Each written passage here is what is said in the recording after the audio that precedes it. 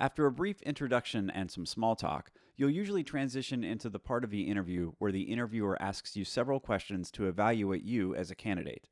We've already discussed a framework you can use to answer almost any question effectively, so now we'll focus on the different types of questions you may be asked during the interview.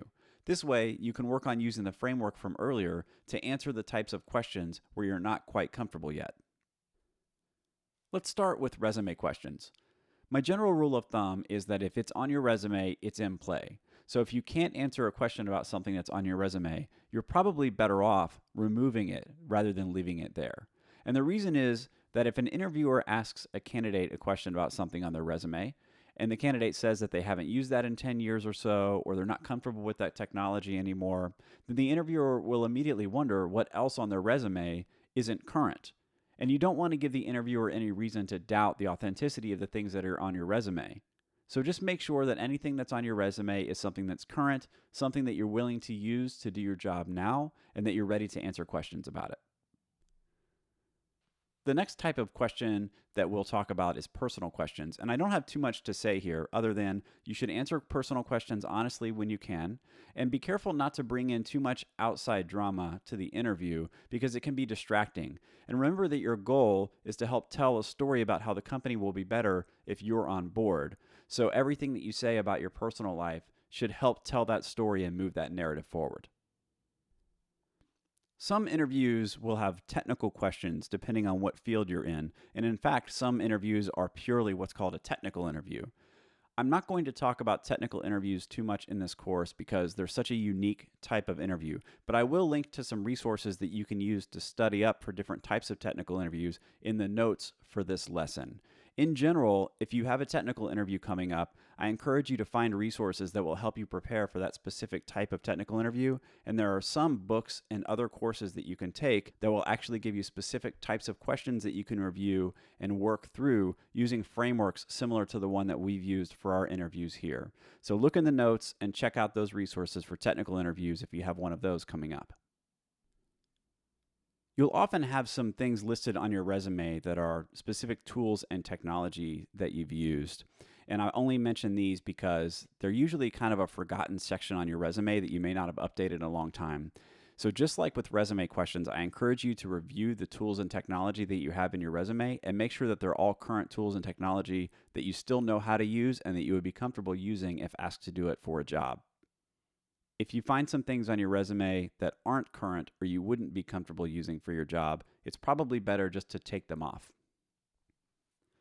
A very common question type for interviews is about special projects that you may have done. So be ready to talk about at least one special project you've done either in school, for a job, or on the side. You should be able to concisely describe the whole project, its goal, the outcome you achieved, and the method you used to achieve that outcome. And you should also be ready to talk specifically about what your role was in the project. Remember that you're telling a story about how the company will be better if you're on board, and think about these special projects questions through that lens so that when you're telling them about a project you've worked on, you're also showing the interviewer how you can be a key component to helping the company improve if they bring you on board. Another common question type is challenging situations that you may have experienced and overcome sometime in your career. So have at least one story about a challenging workplace or collaborative situation ready to go. Describe that situation concisely and describe how you resolved the challenge and what special skills or techniques you used to resolve it. Many times you'll find that the special project and the challenging situation work together pretty well. So if possible, prepare your special project story so that you have it ready to go, and then see if you can identify a time in that project when you faced a specific challenge, and then you can seg into that challenge as you answer the questions in the interview to call back to that special project and say, during that project, I also had this challenge which I overcame in these ways. That can really help keep things on track and give the interviewer a sort of story narrative that they can follow along with you, and it makes things flow more smoothly throughout the interview. The last question is one that you probably recognize from the pre-interview phase of the course, and I wanted to bring it up again just to make sure that you're comfortable with the framework that we've talked about a few different times. If you're not comfortable with that framework, or if you saw this question and you weren't immediately able to start putting together a pretty good answer to it, you may need to go back and review the framework just to make sure that you're comfortable with it. Before we finish this section though, I'll give you a quick recap of what the framework is, just to remind you of it and help to make it start sinking in. So the first step of the framework is to ask the question, what are the company's needs? Or to identify a goal or a pain point the company has that you can help address. The second step is to identify how your skill set and experience can help meet those needs. What attributes do you have that can help them achieve the goal that they have or resolve the roadblock or the pain point that's in their way? And once you've done those two things, you can put them together into an answer where you describe the company's goal or pain point and how you, with your attributes and skill set, can help them achieve that goal or address that pain point. Now that we've covered several different types of questions you may be asked during an interview, it's a good idea to go back and use the framework we discussed earlier to practice formulating answers to the different types of questions you might be asked. You could start with some of the sample questions that I've included in this course, and once you're comfortable with those, you might have a friend or family member ask you different questions from the different categories that we just discussed, so you can get used to using the framework to formulate a good answer to the question and then deliver that answer to the interviewer to demonstrate the value that you can add to the company and how their story will be better if you're a part of it. You may also want to spend some time on the story-based answers that you could give about special projects and challenging situations that you've encountered. Just make sure that you're comfortable with the story that you want to tell, you're able to hit the highlights pretty quickly, and you're able to deliver that story in a concise way to the interviewer so it doesn't drag on and derail the interview when you're talking about those special projects or challenging situations.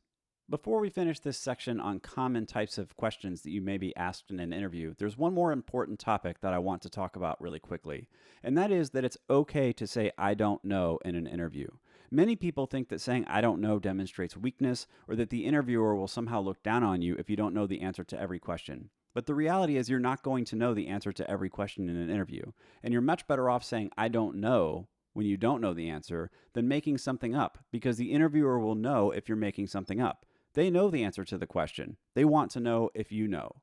So instead of making something up and trying to fool them, which you can't do because they know the answer already, tell them you don't know, write down the question that stumped you, and let them know that you'll get back to them later. And then after the interview, spend some time formulating your own answer or doing some research to find a good answer, and shoot them a short email that says, "Hey, during the interview, you asked this question that I didn't know the answer to. You stumped me. And so I wanted you to know that I looked it up later or I thought about it some more, and here's the answer that I came up with after the interview. I just thought I would pass that along."